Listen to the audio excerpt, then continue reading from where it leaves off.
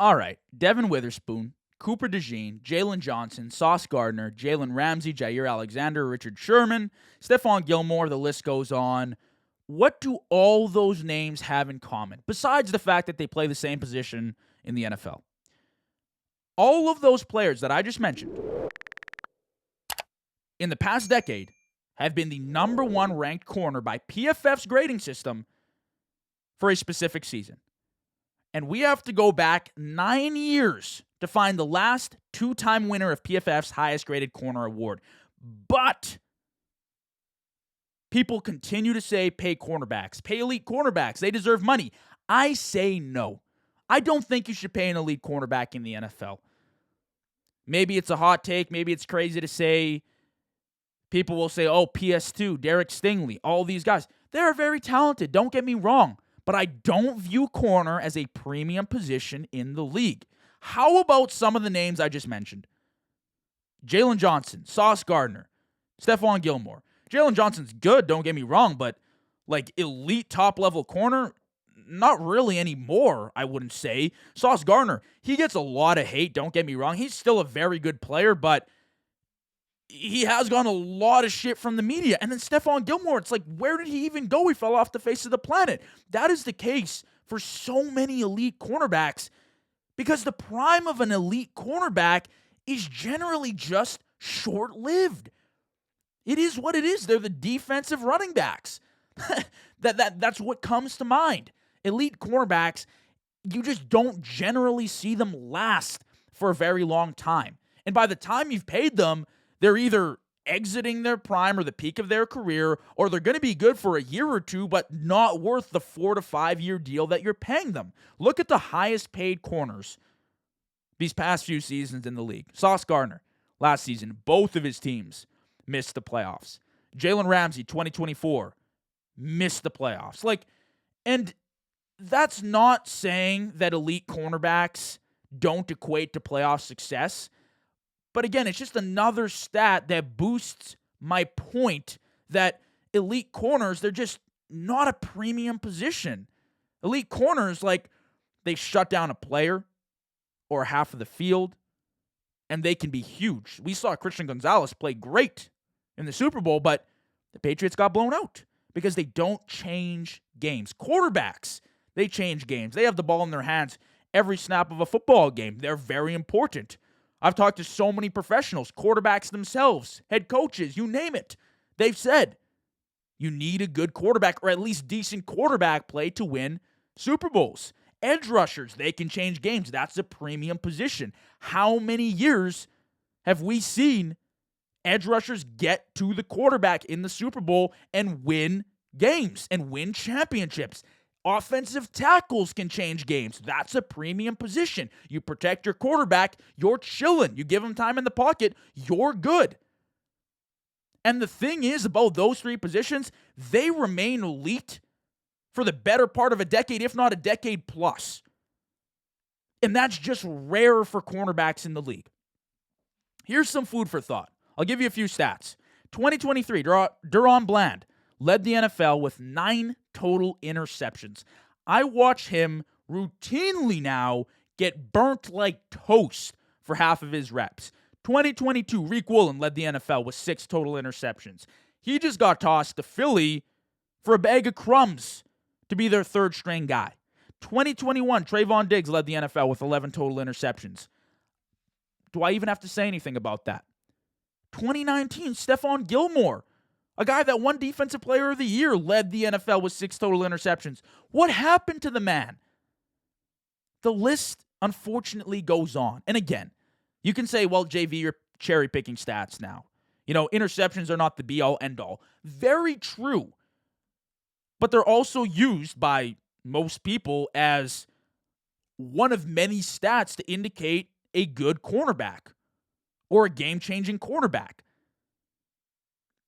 And in my opinion, it's just interesting to note that guys who have these great interception numbers or who have these great PFF graded seasons, they don't always stick around, and it's hard to find that consistency in production, that constant rate of production from an elite cornerback. It's rare. That's just what it is. Truly elite cornerback productivity on a consistent basis, it's hard to achieve. I want to break down Kansas City because really this all stems from the Trent McDuffie trade, which got the ball rolling for me. That's what really had me thinking, like, again, the Chiefs give up on a really good, talented all-pro corner. How many times have they done this? How many times did the Patriots do this back in their dynasty days? This is 2 straight dynasties that have done this. Look at the Chiefs. 2015 to 2018, Marcus Peters, rookie deal, traded 2018 to the Rams. Bye-bye. We're not paying you. 2018 to 2021, Charvarius Ward, rookie deal / a cheap deal. 2022, 49ers pay him a bag in free agency. They snatch him up. Chiefs say, all right, bye-bye. We don't have the money to pay you. We don't want to restructure. We're not going to pay you. Bye-bye. 2020, 2023, L'Jarius Sneed, rookie deal, traded to the Titans in 2024. Bye-bye. All good. 2022 to 2025, Trent McDuffie, rookie deal. 2026, traded to the Rams. All-pro corner, booted out the front door. Bye-bye. We do not care. We do not care. They recycle cornerbacks like they're working on a conveyor belt, dude. They work, they develop, bye-bye, out the front door. They work, they develop, gone. We do not care. No strings attached, zero emotional attachment. They don't care about paying cornerbacks, but guess what? They win Super Bowls consistently. They're always in the playoffs consistently. They've built a dynasty because they draft and develop, and they have faith in their front office. And they view cornerbacks as important, but again, not the be-all, end-all, not the most important thing in the world. The bottom line, and what I'm trying to get to here is, you look at the previous Super Bowl champions, the past 4 years, I'm taking the sample size from. 2025, Devon Witherspoon, elite corner in the league. We saw the game-changing plays he made in the Super Bowl. Nickel blitzes, he was amazing. He's on a rookie deal in Seattle. 2024, Quinyon Mitchell, Cooper DeJean, both of them were all pros this past season. Elite corners in the league. They were on their rookie deals in Philly. It was their rookie season in Philly. 2022, 2023, Trent McDuffie, elite corner, rookie deal, back-to-back years winning the Super Bowl in KC. You got to win young in the NFL. That's a given. But especially at the corner position, the prime, the longevity, it's just not there. And it's not enticing to me to pay them big dollar.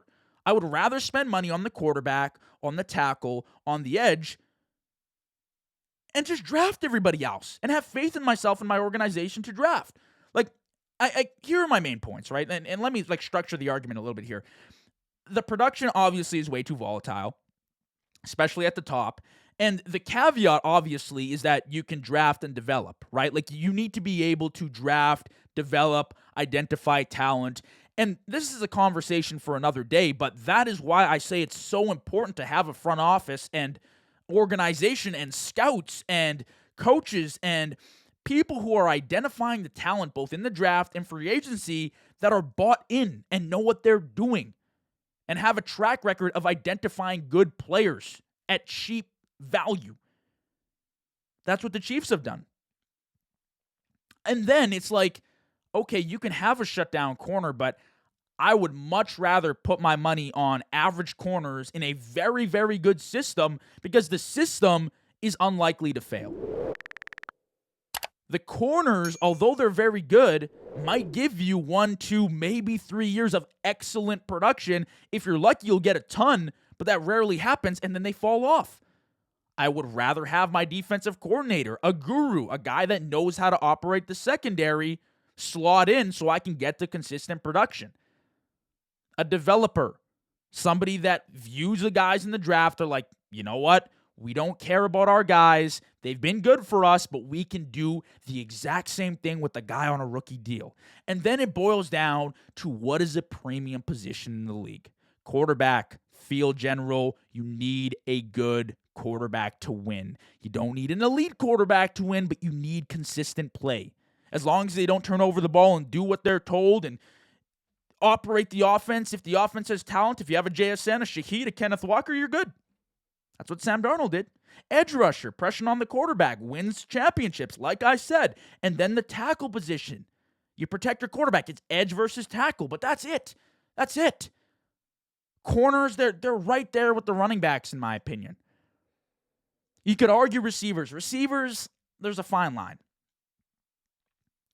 Because I think their production lasts a lot longer, especially at the elite level. But corners, they scare the hell out of me. And in my personal opinion, I don't think it's worth spending money on them. I don't think it's worth paying good to great to elite corners in the league.